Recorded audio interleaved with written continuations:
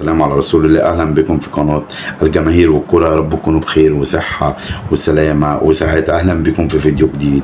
النهارده ان شاء الله باذن الله هنتكلم عن دوري السوبر الافريقي والفرق المشاركه ونتائج القرعه، وان شاء الله باذن الله اقول لكم على مواعيد المباراه. طبعا البطوله لسه الاتحاد الافريقي مستحدثه. البطوله دي جديده بمشاركه 8 انديه من قاره افريقيا، هما انديه النادي الاهلي والنادي صن داونز ونادي الترجي ونادي الوداد، ودي الفرق اللي هتكون في المستوى الاول.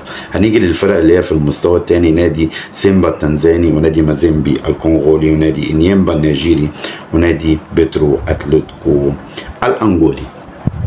طب القرعه اسفرت عن المواجهات التاليه: النادي الاهلي هيلاعب نادي سيمبا التنزاني يوم 20 اكتوبر، دي مباراة الذهاب، ومباراة العودة هتكون يوم 24 اكتوبر. نادي الترجي هيلاعب نادي مازيمبي، هتكون برضو المباراة من يوم 20 اكتوبر ل 24 اكتوبر. نادي الوداد ونادي انيمبا النيجيري برضو في نفس الميعاد من 20 ل 24 اكتوبر. صن داونز وبيترو اتلتيكو برضو في نفس الميعاد من يوم 20 اكتوبر ل 24.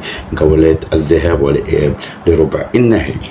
طب دي الجولات نصف النهائي، طبعا ده اللي هيتحدد مين اللي هيفوز والفرق اللي هتلاعب بعض. يعني عندنا مواجهات الاهلي اللي هيكسب من الاهلي وسيمبا التنزاني هيواجه كسبان من نادي صن داونز ونادي بيترو اتلتيكو. النادي الترجي ومازيمبي هيقابل الكسبان من نادي الوداد وانيمبا النيجيري. مباراة نصف النهائي هتكون من الفترة من 29 اكتوبر الى 1 نوفمبر، مباراة الذهاب ومباراة الإياب.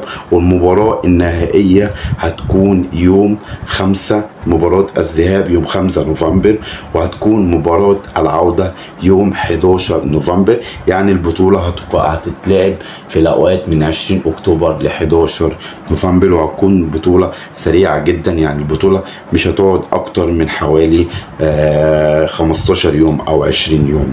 جوائز البطولة هتكون معانا كالآتي: البطل هياخد 2.5 مليون دولار، المركز الثاني هياخد 1.5 مليون دولار، والفرق اللي بعد كده كل فرقة 700,000 دولار. هل فعلا هتنجح دوري السوبر الأفريقي؟